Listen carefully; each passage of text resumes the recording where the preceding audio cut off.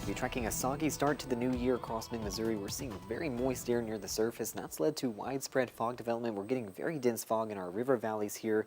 MoDOT cameras near the Jefferson City Bridge here, Missouri River Bridge into Jefferson City, and also out to near Boonville. That's where we're seeing that denser fog. So especially those low-lying areas, you will see again heavier fog development, and that's still widespread, more patchier development there for all of mid-Missouri. We'll see that up to the mid-morning hours, finally getting that burning away though with temperatures warming past about 9 to 10 a.m. You'll see that we're still on track to reach near that 60 mark this afternoon. A very impressive warm up this time of year as these temperatures are a good almost 20 to 25 degrees above average, and we still hold on to this warmth heading into the work week as well. Overnight, possibly our lows not even dipping below the 50s for our southern counties. We'll still see some soggy conditions leading to possible light drizzle throughout today and overnight here, but not expecting that to really be any effect to many plans for the end of the weekend. It's tomorrow that we'll have to watch as you see we gain even more degrees into the afternoon. Our southern counties getting to those mid-60s. You do notice this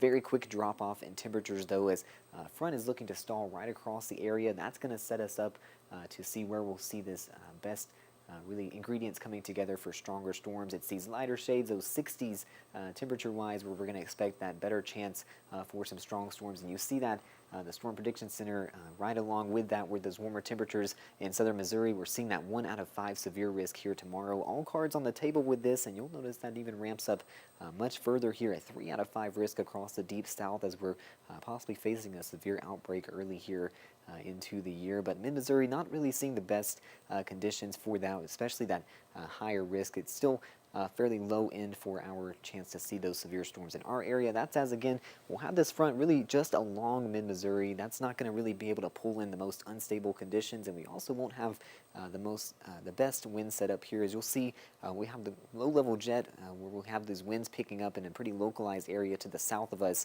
into Monday. That's where we're going to have better conditions, more instability, and just more favorable winds for this system to work with to get those stronger storms going. You'll see that those winds could be near 70 plus miles per hour across the south. That's a pretty hefty low-level jet there, and even in our area, close to 40 miles per hour at times, which will be enough to get that potential for severe storms into southern Missouri as well. We're really looking at the mid-afternoon Monday to very early in the morning Tuesday here, likely 3 p.m. to about midnight there for Monday, where we're watching that potential for severe storms, and all cards on the table. Mainly going to be looking at that wind risk though for those wind gusts to reach 50 to about 60 miles per hour here, and also get to future track on that here.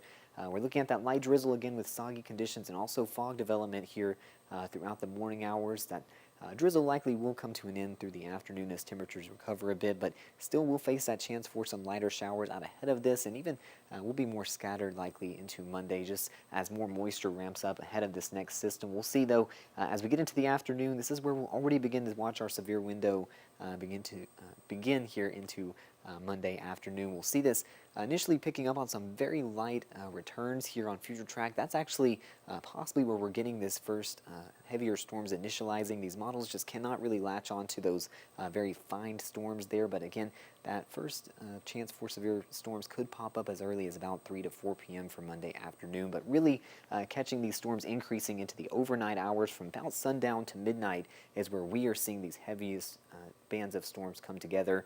That will bring that certainly damaging wind risk, but even some larger hail in these isolated cores, and just overall all cards on the table. Even cannot rule out an isolated tornado from this system, so we definitely need to stay weather aware, but it will be pulling out pretty quickly into Tuesday. One change in a better direction, actually have seen our flooding potential come down a bit here. Still possibly seeing more flash flooding across our southern counties, but we are losing most of our rain totals down to about less than an inch now, just due to how fast these storms will be getting out of the area. You can see we're already clear by the Tuesday morning commute, but we'll see a cold front actually lagging behind this. Still another fairly mild day Tuesday before we really drop back to those winter conditions. Our daily highs just around those 30s the rest of the week, and just important to enjoy some of those nicer conditions we have to ring in the new year today and be prepared for that round